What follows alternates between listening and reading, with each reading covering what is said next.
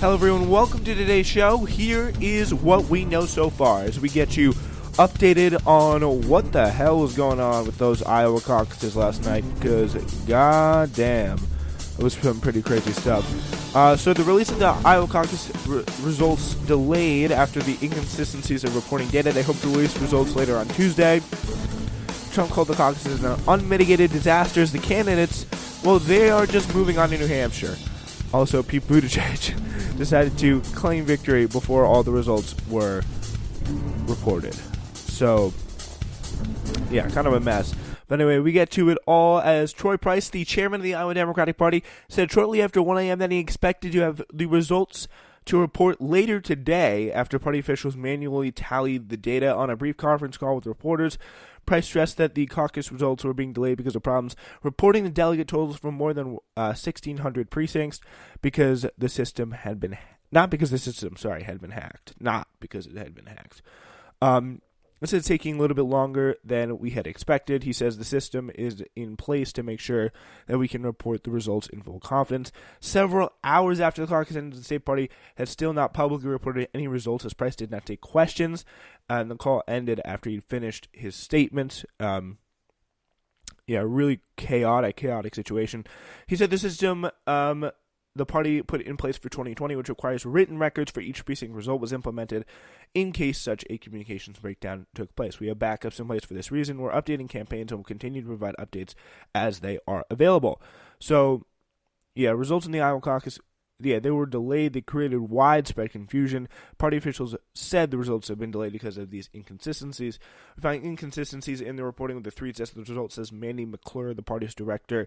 In addition to tech systems being used to tabulate results, we are also using photos of results and a paper trail to validate all the results, as we talked about last night. That was when that statement was released. So representatives from the campaigns became angry at the party officials who hung up after being asked about when the results might be known, according to people who listened to the call. Since the caucuses began 50 years ago, Iowa Democrats reported only one number, the delegate count from each state's precinct, because that's the one that really matters and determines the winner and how close you get to the Democratic nomination. But after the razor-close 2016 race between in Iowa between Hillary and Sanders allies pushed the Democratic National Committee to require caucus states to track and report the raw numbers of how many people backed each candidate. Which, I mean, again, I think it makes a lot of sense because there are, with the caucus situation, there's so many more things that are more complicated, more opportunities to kind of drop the ball and maybe misreport something quote unquote accidentally, and there is so many different ways where it could go wrong. And I think to have that extra little accountability could be very, very big. It really could be very, very big. But, additionally, many precinct chairs across the state abandoned the new app that was built to tabulate and report the results as they struggled to log in. They opted again to use the telephone hotline instead. The one rural county chairman took to Twitter to report the results from a handful of precincts before calling it a night. Which is what he said. Literally just went, "Hey, at IDP, I'm." What I was saying last night, I was like, why couldn't they just email them? That seems pretty easy. And then they just put it in, tabulate all 1,600. They have their guys do it or whatever. All right, yeah. So it's this is the Winnicheck. I'm the Winnicheck chair, and this is what I have. At Iowa Democrats, at Reed Epstein, at IA Starting Line, just tagging all these reporters here. It was for example, Buttigieg 116, 115, 6 or whatever. For the Winnicheck in the second alignment. So it's a whole mess. But already a prominent number of Democrats have questioned the role of Iowa casting the first ballot of the primary process, largely criticizing the older white state as unrepresentative of the diversity of the party. Trump calls the caucuses an unmitigated disaster. As in the annals of expected news, President Trump he won the GOP caucuses in Iowa. The contest was again largely symbolic. While Democrats have saturated the Iowa areas for over a year, Trump faced again little opposition in the Iowa caucuses because his party likes him, and the party obviously very well unified. But Trump and his team have used the past week to try to grab some attention away from the Democrats. On Thursday, Trump drew more than 7,000 fans to a rally where he predicted Iowa would deliver for him again in November. He also deployed cabinet secretaries, top Republican officials, and Trump family members to the state. Early Tuesday, Trump called the confusion on the Democratic side an unmitigated disaster. The only person that can claim a big victory in Iowa last night is Trump, he says. Again, talking about himself, I'd say correctly in the first person, because guess what? He was the only one that could claim a big victory. All right, so the Democrats' Trump campaign also questioned the legitimacy of the contest. But the candidates there moving on to a full day of New Hampshire campaigning, baby. While the caucus results remained in limbo early Tuesday, most of the Democratic candidates boarded planes and left the state behind, flying east to New Hampshire to start a new round of campaigning before the February 11th primary. That's next week, baby. Pete Buttigieg, the former mayor of South Bend, Indiana, appears to have had the first event of the day, a stop by Riverwalk Cafe at Nashua at 7 a.m. before going on to a full day of 5 town hall events around the state. Very, very busy guy. Elizabeth Warren also set to campaign in the state Tuesday morning. Former VP Joe Biden, Senator Amy Klobuchar, and Senator Bernie Sanders have also scheduled events there as well. When I left Iowa, I said it's too close to call. It still is, but I feel good. We are in 31 states and have thousands of people on the ground. She thanked her Iowa team and said organizers would disperse to other states for what her campaign said it expects to be a very long race. In previous statements, the campaign manager and the chief strategist said they believe Warren had finished in a closely bunched top 3 in Iowa with Buttigieg and Sanders. So, yeah, nature may abhor vacuum, but candidates, they abhor it more. And so, in the absence of the official results in Iowa, they all tried to frame said vacuum in the best possible light. Klobuchar said she knew one thing: we are punching above our weight. So, talking about thinking that she stayed in there despite all the results and the poll numbers, not looking too good for her before the caucus began. Sanders joked about the delay and said he had a good feeling that when the results arrived, we were going to be doing very, very well. Biden said he was going to leave with his share of delegates. Again, not that confidence boosting there. So we'll get our share, maybe not the most, but Mr. Warren of Massachusetts said it was too close to call, but assured her supporters they were one step closer to beating Trump. Then there was Pete Buttigieg, who decided, again, this is the same guy who said a few weeks ago, or literally a few months ago actually, I think this is becoming a two-way race between me and Elizabeth Warren. He comes up the stage and goes, "What a night!" He yelled to a massive cheering supporters late Monday night, declaring, with 0% of the precincts officially reporting, that by all indications, we are going on to New Hampshire victorious, because tonight an improbable hope became an undeniable reality. In truth, that reality was very much deniable. Right? It's the New York Times. Jesus Christ.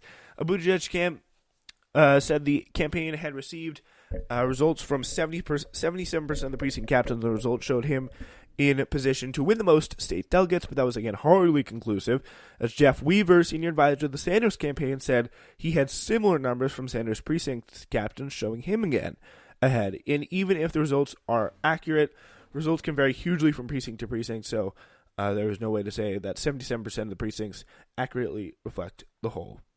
Which 77% is it? Yeah, we just don't know. So we don't know all the results, Buttigieg said, but we know by the time it's all said and done, Iowa, you have shocked the nation. Okay. Yeah. How about we just wait for those results to come in, buddy? I think that would be probably a bit more of a smarter idea. Anyway, yeah, Christopher Krebs, director of Homeland Security's Cybersecurity agency, said Monday, the mobile app being used in the caucuses has not been vetted or evaluated by the agency. Cybersecurity experts said that the app had been not properly tested at scale, and it was hastily put together over the past 2 months. The Iowa Democratic Party officials only decided to use the app after to report results after a previous party proposal, which entailed having caucus participants call in their votes over the phone, was scrapped. But that actually was what happened anyway, because the app sucks. J. Alex Halderman, a professor of computer science at the University of Michigan, and David Jefferson, a computer scientist at Lawrence Livermore National Laboratory, said Monday night that they warned state officials that the mobile reporting app is vulnerable to what was called a denial of service attack, in which hackers flood the central servers to use to power the app with traffic. Maybe it was the Russians, who knows? The DDoS attack, but we don't know. Anyway, we'll find out more about what the problem with the app is, but right now not much is known. Anyway, so yeah, Warren said the early returns in Iowa showed an appetite for her campaign a big structural change, even as official results were muddled by technical difficulties. In a set of prepared remarks, after being introduced by her grandchildren, she repeated a new refrain, saying, quote, "This campaign is for you." It was in keeping with her attempts to paint herself as the candidate best suited to unite the Democrats' moderate and progressive wings, which is something that I think for her makes a lot of sense. Sanders also is feeling confident. It was a frustrating night for every candidate, all of whom were hoping to declare victory and just jet off to New Hampshire. Sanders tried a bit of humor. He said, quote, let me begin by stating that I imagine I have a strong feeling that at some point the results will be announced. And when those results are announced, I have a feeling we're going to be doing very well here in Iowa. I don't know, that's not very good, but yeah. Biden campaign also, they said there was considerable flaws. They sent a letter to the Iowa Democratic Party Monday night saying considerable flaws in the reporting system and seeking information from the party before the results are made public. Kate Bedingfield says the integrity of the process is critical, and there were flaws in reporting systems that should raise a serious concerns for voters. Addressing supporters, Biden said that he wanted to be very careful. Want to make sure that the state was very careful in their deliberations. Yeah, that is, yeah, it's very funny. Andrew Yang says, I gotta say, I'm a numbers guy, and we're still waiting on numbers from tonight. We're looking around and being like, what's the math? And he's right. But the math that I care about the most is that this movement has become something that's already shocked the political world, and it's going to keep going on from there. It's going to keep going on and growing from here. That's what he says. All right, so yeah, it looks like Michael Bloomberg is looking beyond Iowa. He just doesn't care. He spent Monday night flying through California, stopping Sacramento, Fresno, and Compton. Imagine Mike Bloomberg in Compton, Jesus. Excuse me. He took a few questions from reporters and then plans to get on a plane to Michigan tonight. All right. Yeah, so that is pretty much the state of what's going on right now. We'll try to update you as soon as we can, but we probably won't be doing any updates until later tonight. Well, we won't be able to do any updates until later tonight. All right, that's Newsflash for you. Hope you are a little bit more informed about what's going on, what all the candidates have said, and when in the world these results will be released. Like, it's just unknown at this point. We just don't know. And that's the way it is this morning just before 8.